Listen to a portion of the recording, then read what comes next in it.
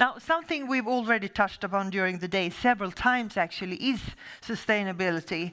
And our next speaker will be speaking on this topic on various levels and with a focus on urban development. So from Henning Larsen, please welcome Ms. Signe Kongebro. I'm really happy to be able to speak to a different type of audience that I'm normally used to. I call this pioneering new ways of reducing carbon on an urban scale. And I will go a little fast, because cities are where the climate battle largely will be won or lost. That is for sure. So we have a big task in the city. And for me as an architect, I need to think about what is the role of urban design in an uncertain world? What can I do? And decarbonization of the cities are crucial, and design matters, because it is in urbanism that we can imagine what society we can become. Urbanism, or doing urban design, is per se about the future. And we have a philosophy, and we call this designing with the invisible. And carbon is for sure invisible. So this is sort of the new currency we need to understand. We also need to unlock other potentials in the city. An example is a lilac tree. The lilac tree, we probably all have them in our gardens. Beautiful tree, but only 4 species relate to a lilac tree. We didn't know that before 2022. Whereas an oak tree, it has 750 species. It's just to sort of reveal that there's so much invisible knowledge we need to put on front load our design with. So for us, in the old days, we would just do urban design in a plain site, above the surface, visible. But we need to think about a lot of stuff doing urbanism today. So it is not only about carbon, it is also about heritage or ecosystems or lifestyle, other stuff. But that will be for another lecture, another time. So what we do, this is our philosophy and how we work with this. We begin with curiosity. We use the evidence under the surface. We harvest a lot of data, a lot of LCAs, EPD stuff from the building manufacturers, and trying to put together designs that has the right profile in the given context. And then we distill those insights to a very precise narrative. And then, of course, we do design for impact, because impact is the unlocking thing here, and it's a big game changer for us in the industry. So in Henning Larsen, I would say we translate systems into life-centric urban design to create a desirable life for all, not only humans. I think we need to work with this invisibility, but also create something that we all can fall in love with. This is an example. This is Volvo cars in Gothenburg, a new master plan we're doing. So for the head, a lot of systems needs to work together in order to create a future-proof campus.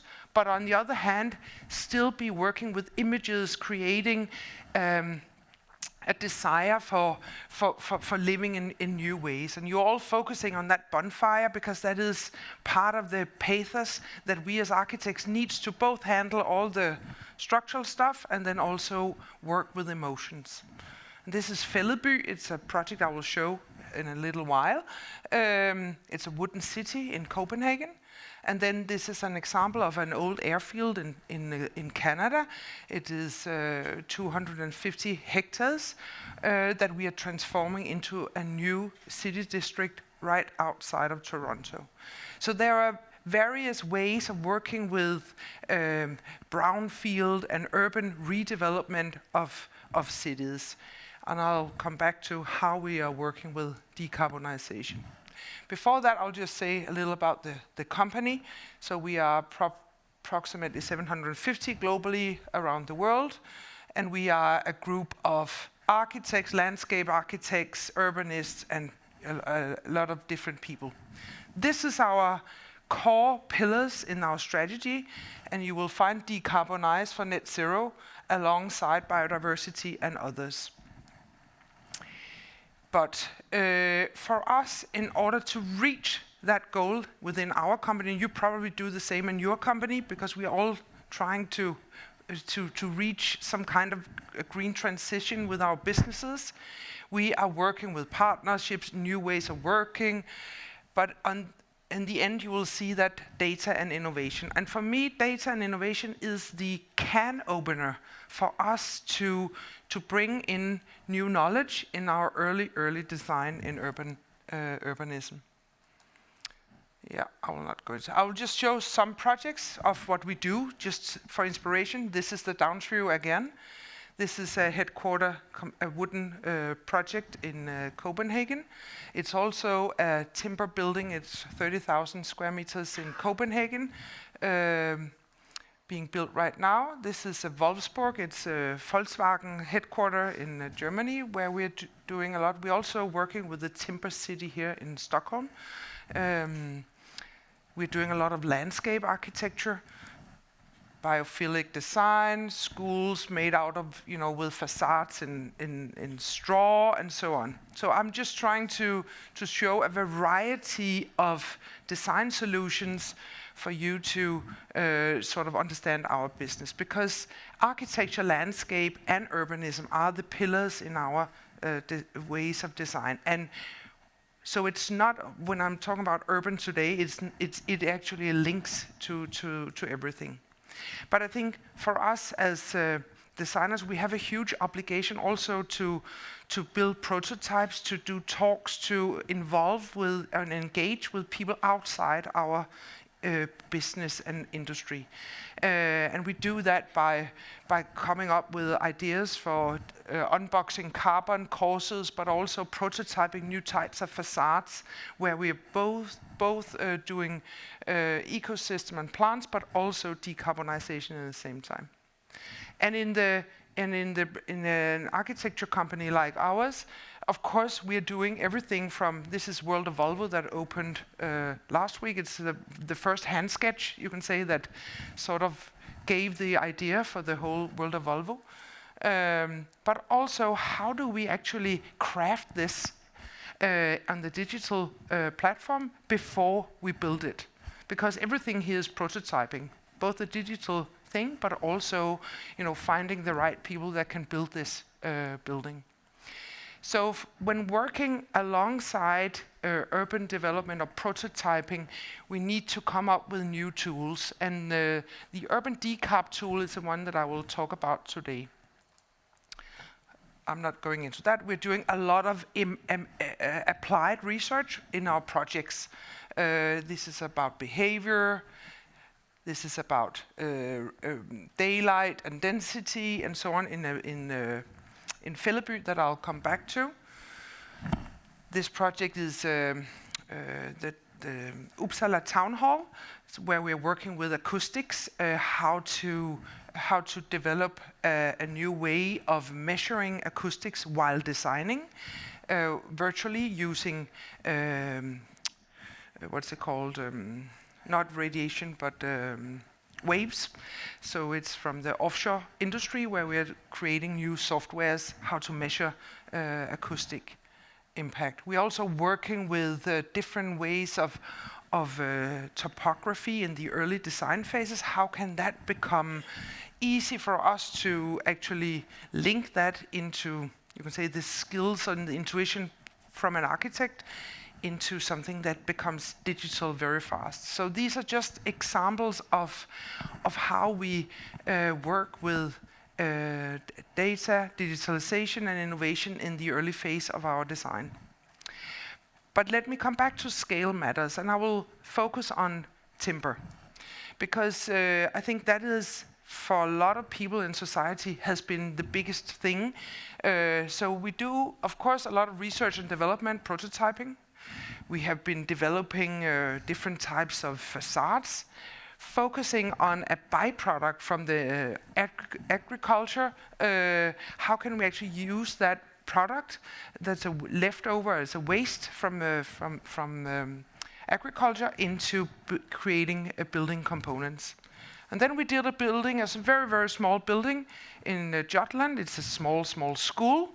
but somehow actually prototyping this with a super low footprint, a CO2 footprint of this building, became also the way for us to work with other clients. I'll just show that. This is a school where we're also using this, because you can easily do a pavilion, right? You see a lot of people doing certain pavilions all over with a very low footprint, but how do you scale it? That's the magic trick here. And of course, the World of Volvo is one, the Marmormolen is another. We also have that wooden city here in Stockholm, you probably know. And then we are doing a very big logi center in timber also. But let me go into the urban decarb tool. So we have an issue here related to our way of living. And last year, each designer in our office has a responsibility of placing 2,000 tons of carbon with the design we do. And what we have been working with for many years is, of course, in the middle, the material pyramid. We more or less know what it consists of in terms of carbon. But what should you have a lot of and what should you have less of in the urban context? Nobody could tell us this. And today, this building, you saw that probably on the on the news that it went down. But so this is the inner part of Copenhagen, but in urban decarb we are having buildings, we have roads, mobility, landscape, utilities and parking in our tool. And it's not only embodied carbon, it's also operational carbon. So our urban decarb tool covers 2/3 of every person's carbon footprint. And it is an early stage tool to inform carbon reduction in urban design. So when you do a scenario in Rhino or in 3D program, anyway, as a designer, it's very easy for us to click on this and get a feedback on where is the carbon placed in this urban area. So it is more or less 3 steps. Select your area. This is Jernbanebyen in Copenhagen that has just been sold. It's 40 hectares, existing buildings on the side. They have made this master plan. We are not the designers for it. And then you just apply here on all the different functions here. And after that, you will get a sort of carbon goggles. You visualize the carbon data. Where's the lowest carbon and where's the highest amount of carbon? And that is based on sort of the registered data from the different buildings that you can find online that is accessible for all. So it takes maybe half a day to do this on all these square meters. And from there on, you work with not changing the volumes, even you're just prioritizing, should I retrofit or should I build this in biogenic, or how should I change from a parking basement to a parking house and then save half of the carbon and so on. And that's something that happens in the middle image. And in the last image, we of course change from gray to green. So we take away pavement and add more nature, and not only lawn, but actually real trees. And what we can see so far with the different examples we have been working with, we see a potential of reducing 30 to 50% of the carbon in the different design scenarios on sort of when we do the early phase designs. And I think it's a very good start, and then you can start reducing later on, sorting waste and all that stuff that we saw before. But I think for me that is a big thing. Okay, I will just show you Volvo, because in Volvo we're doing a lot of stuff for Volvo, and they have a very important carbon strategy also. So what we're doing is the Volvo Campus Lundby, it's the AB, but also the cars. And of course, then we do these signature projects. We're also doing something in US. The right to roam, super important. That's the key narrative for us, how to work with Volvo. And Volvo is This is a new master plan for Campus Lundby. And of course, I'm not going into that due mindful of time.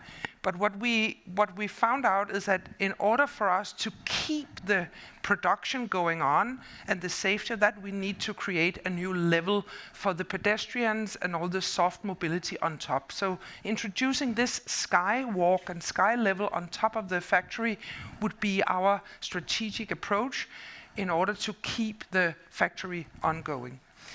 So these skywalks, and then you see some of the areas where I actually go down here. And this is the Heritage Plaza with the old Volvo building, the first one where everything started. And then you do, of course, we did a lot of signature design, and that is, for us, of course, needed to be a timber building to show the heritage of sort of the natural context, but also trying to show the future, how future design should be very clear and communicating in the right way. And these are renders, but I don't have any new ones from the opening Sunday. Yes. Okay, and this is just next. I will just talk about, that's the last project, and I have 9 minutes, I'll do it.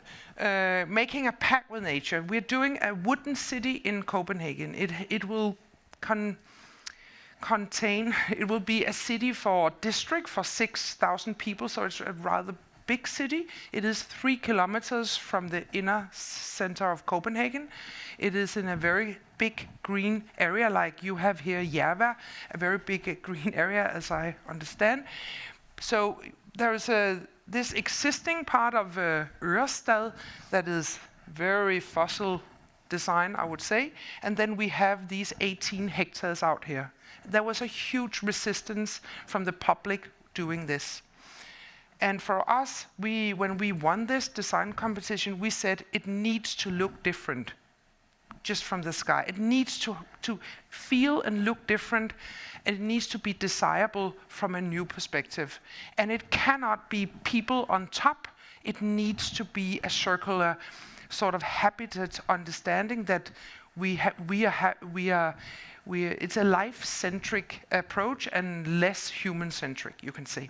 And I think that was the game changer. Now everyone knows that in a way, but at that time, 6 years ago, when we won this, that was super, super radical. And this very boring slide, you can say, was the unlocking, for me, the unlocking diagram from the biologists. They said that by building the city, we could over time get a much better biodiversity on this specific site than if we didn't build the building. And that was very controversial in terms of the whole discussion with the citizens of Copenhagen. And we looked at how we built smaller villages, and we said we need to think about that we actually have a heritage of living together with nature for many, many, many years. So we created a new type of block. It's a mix of a city block and a village block, and we call it the Fælledby block. So this combined typology also made the village, and instead of making one big city for 6,000 people, we said, no, let's just make 3 neighborhoods with the green in between. So this is actually how it's placed in this very big green area. And you can say,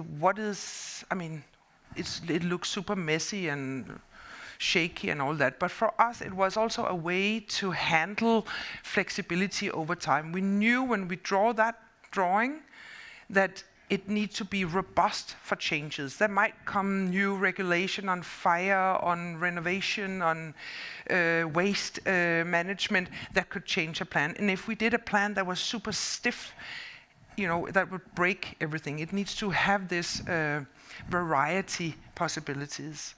And we have just got a report back from an engineering company saying that with our design, we are increasing the biodiversity we triple the amount of species on the site, even though we build 60% of it, because the landscape architecture is so rich compared to what it is. So design matters and can do a big change. And so that's the biodiversity narrative here. And of course, for us, how to make that desirable, I think numbers are very important for us to communicate with others outside our industry. And that was, of course, important to have the stakeholders close to everything we do. In terms of microclimate, that was also part of how could you actually create better microclimate in the outer seasons so you could prolong the summer. That was also part of that. And then finally, we did do a lot of testing. This is 1,500 variations done overnight in parametric design, where we took density, view to nature, daylight, and wind to find variations that could fulfill these ambitions that they had with this project. And then finally, it also gave some kind of, you can say, it was more secure for the pension fund who invested in this, that we could manage the flexibility over time in the municipality processes and a lot of things that could take place later on. And then when we used the carbon goggles for this project, it was also clear, and you see the red ones, they are actually concrete buildings, but since all the others are green timber buildings, the performance of this was actually really, really good. And if you compare a conventional, if you take the carbon goggles again, you could see it here. There's a conventional way of building it compared to the wooden, that it is completely outperforming the normal way of building. I have to say that there is an idea about that you have to, in the LCA calculations, that all wood in Denmark, that's how we calculate it, that you need to burn the wood after 50 years. So that's also the things about LCA, that it differs from different country to country, how you actually measure carbon in buildings. So that is it. And we also have a lot of prizes for this project because it is so forward-leaning in terms of both talking about carbon and biodiversity at the same time, and trying to give an idea of how to live with in a new way, and how to feel the sustainability close to you and being close to nature in this type of environment. Thank you.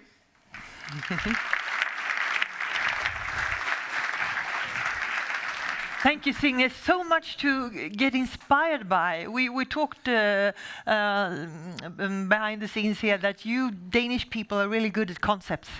Okay, yes. Thank you. I think you will start the panel discussion soon, so yeah. Please get in position here. Yes. And please welcome Guillaume Joubert once again. Give him a warm hand. Welcome again. I put this here. Sure. And I say, Guillaume, please make a position over there. Yes. And I say, over to you, Jon. Thank you, Lydia, for taking care of the Stockholm section of the panel. Now, in Oslo, I am joined by Shivani Soni, Head of Impact and Innovation at Symmetry. So give her a warm welcome. At the beginning of this session, we sent a poll out to you guys asking who are the biggest drivers, or what are the biggest drivers and motivators for your organization to work more sustainably. And I thought we should take a look at the result to see where we're at. We can see there's a clear impact for customers. So customers are driving the sustainability charge, if you please, which is great. Owners are, though, however, climbing up the ladder, which is a good thing, of course, because that's needed to have the mandates, of course, to do this. Shivani, I thought I'd kick things off by asking you, given this context, who drives sort of the movement forward, and the fact that you're the head of impact and innovation, and we've talked a lot about creating a culture that embraces new ways of working and new ways of tools and change management.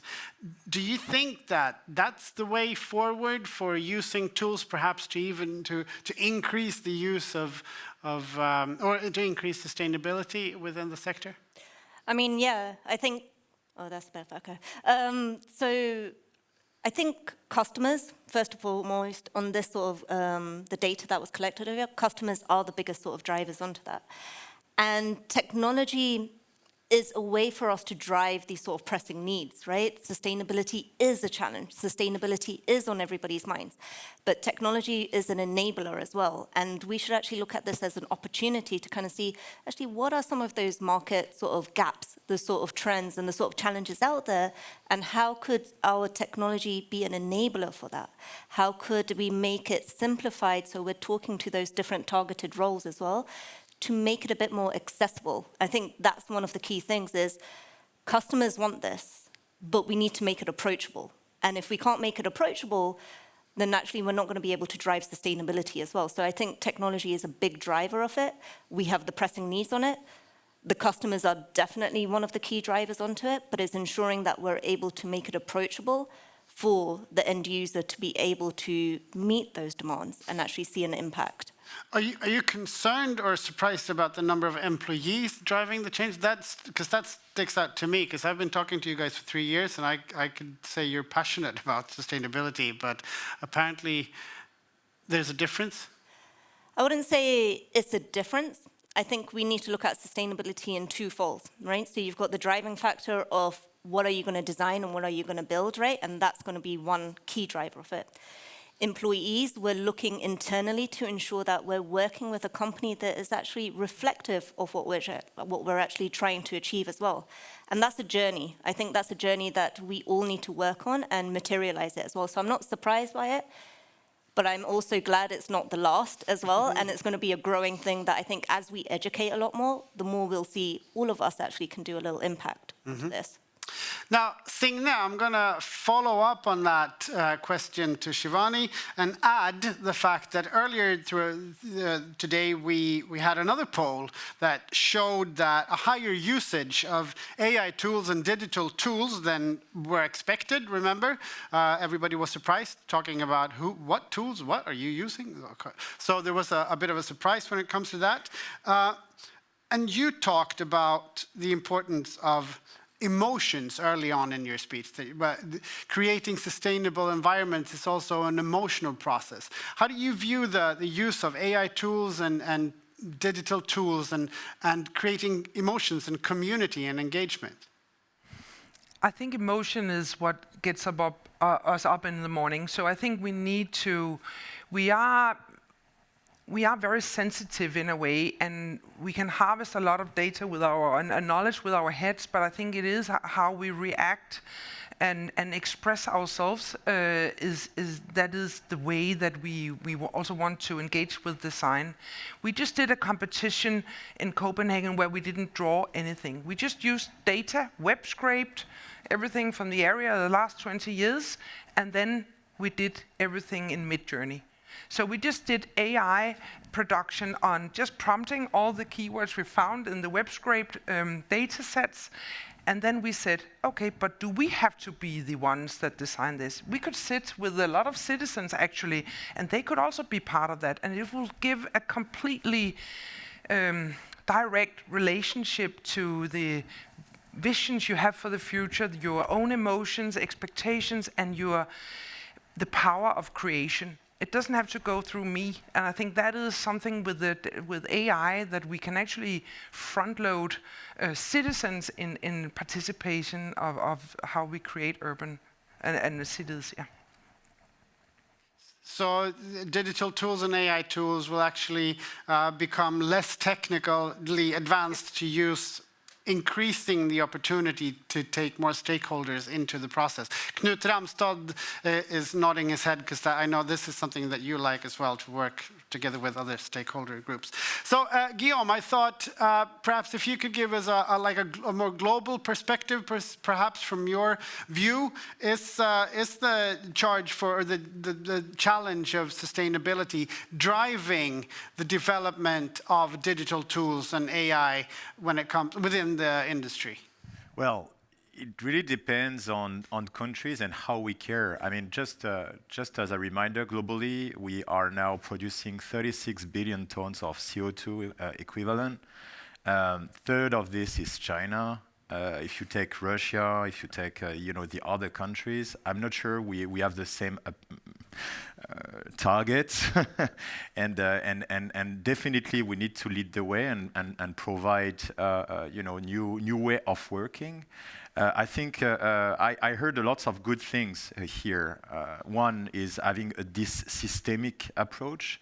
Having an overall approach is really important, but that means to have the solutions for that.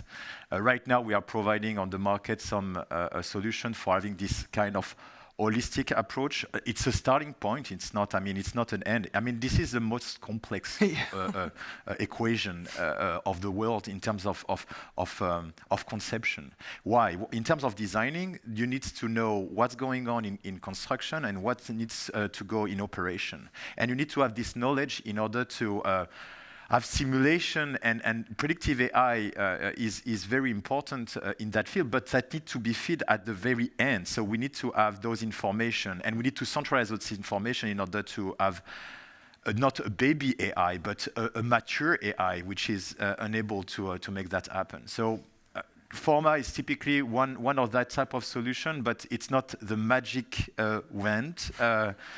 Regulation is another area where we need to do on, and if just from a global perspective, we have two things we need to care.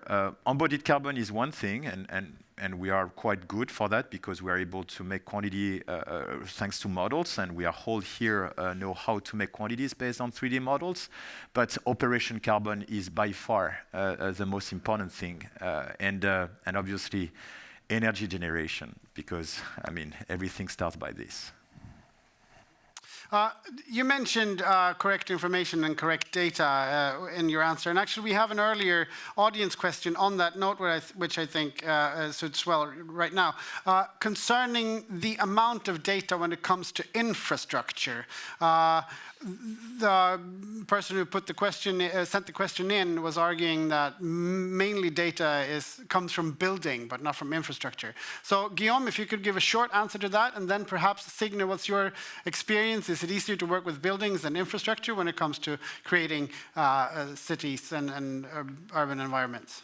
So today, when you are doing infrastructure, you are managing different systems, lots of different systems, and centralizing information is the key, but still needs to be really better in that front.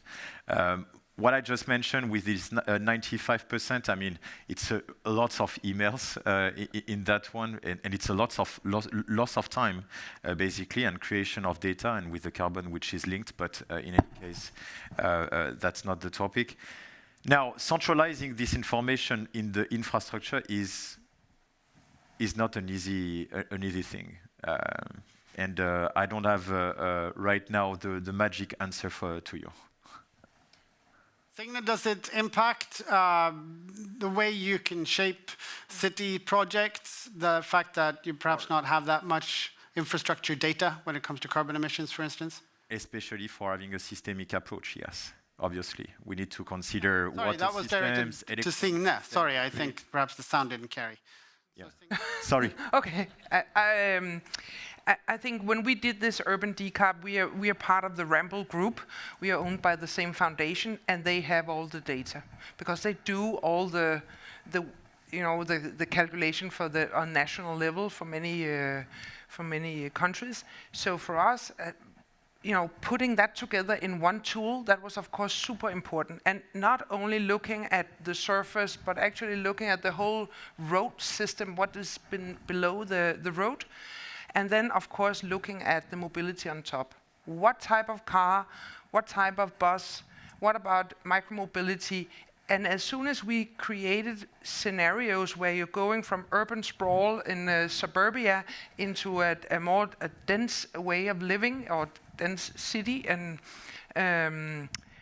where it's a little more the square meters are piled together, then it's easier for us to see the impact of the infrastructure, because the infrastructure in itself, it is the buildings that are the most heavy in the carbon footprint, and that will be the main structure, the basement and the roof.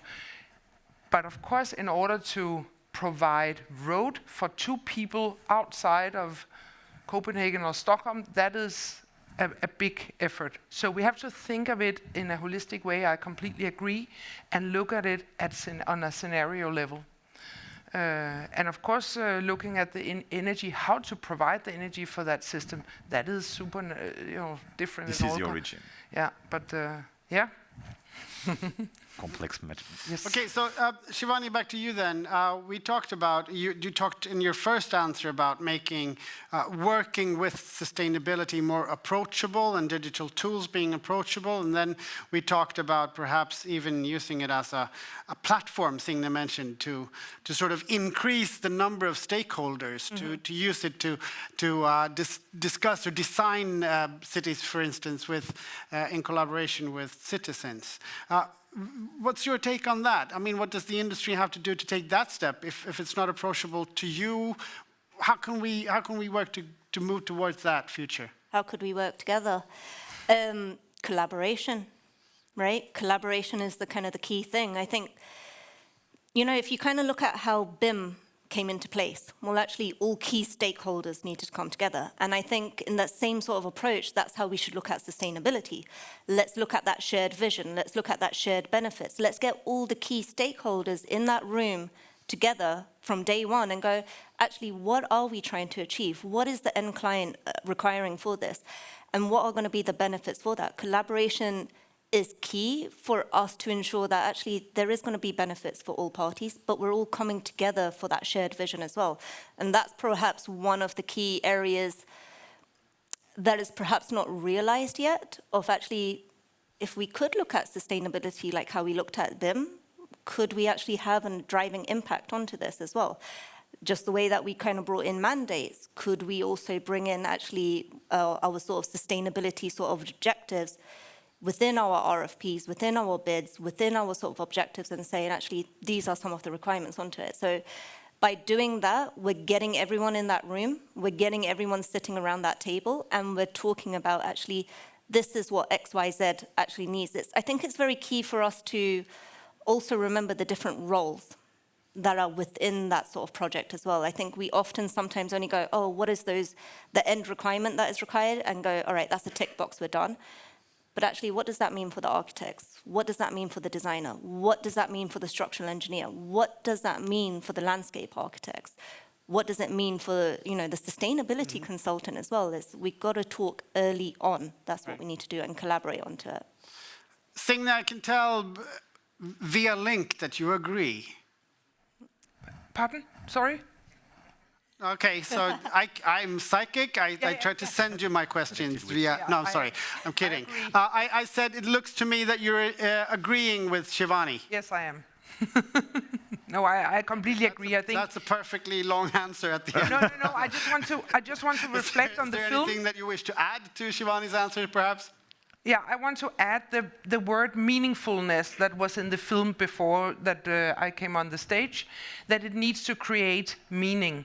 And I think for a lot of citizens in a city where you're already living, and then somebody buys a big piece of land and want to change, you will always find resistance because greenfield projects, they almost not exist. Maybe in the Middle East, I don't know where, but at least in Europe or in North America, it is always and there is always something happening.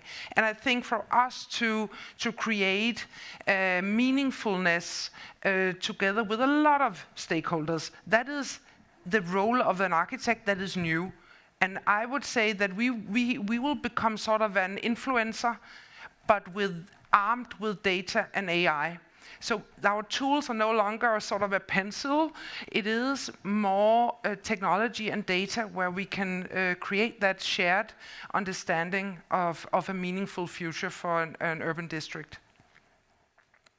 And perhaps when these technologies get at least perceived as more accessible by everyone, laymen can also start interfering in your industry processes, going, why didn't you do this? Because I showed that the wind analysis actually, so they can actually be involved without being invited. And whether that's good or no, I don't know. Guillaume, you talked about, and this is sort of on the same note, you talked about in your speech earlier about the need to easily access the right data for project control, that the easiness of which that control data is accessed is key to using BIM and so forth. Do you think that the process we're in is making working with sustainability easier through that same process? Is the industry in a better place, an easier place when it comes to fulfilling the sustainability demands that you're facing through that collaboration and the things we're talking about? So, okay. So I think I think I understand your question. I'm sorry. In terms of, no worries. But it's complex. So inside, centralizing information and having platforms is a key element, to train AI, to train what you need to train in order to be efficient, and not having a baby AI, but having a mature AI in order to feed, that knowledge is really important. Now, we are on the path.